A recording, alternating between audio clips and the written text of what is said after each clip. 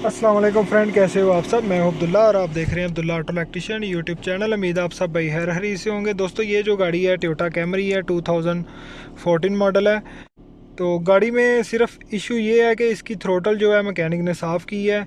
उसके बाद इसका जो आरपीएम है वो एक जगह पे मतलब खड़ा हो गया 1000, 1000 और 1000 से ऊपर भी कभी जा रहा है। जो इसकी ओरिजिनल पोजीशन है वो 750 775 तक है। ये आप देख सकते हैं इसकी नीडल्स, मतलब एक जगह पे स्टेबल खड़ी है। आइडियल पोजीशन पे इसको 750 800 के अंदर फ्लैक्चुएट करना चाहिए। तो ये लाइव डाटा खोला है, यहाँ पे भी आप देख सकते हैं। इंजन आरपीएम बता रहा है यहाँ पे 1010।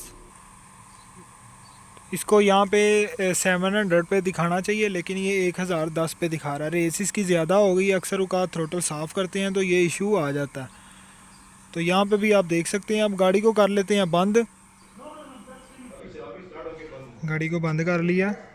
स्पेशल फंक्शन में जाना है।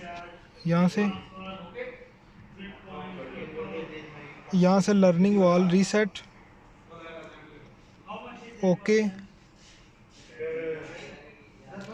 The function will perform learning wall reset, ignition switch on, engine of, battery voltage 9 volt, press next. सारा कुछ ओके है हमारा। इग्निशन ऑन है, गाड़ी बंद है, नेक्स्ट कर दिया। Now resetting please wait.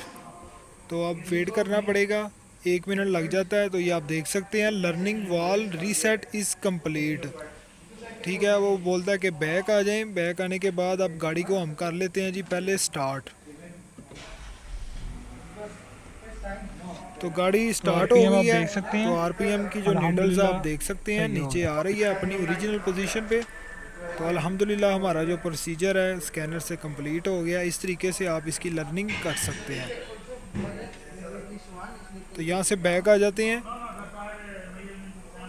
फिर बैक आते हैं, यहाँ से लाइव डाटा खोल लेते हैं। हो गया।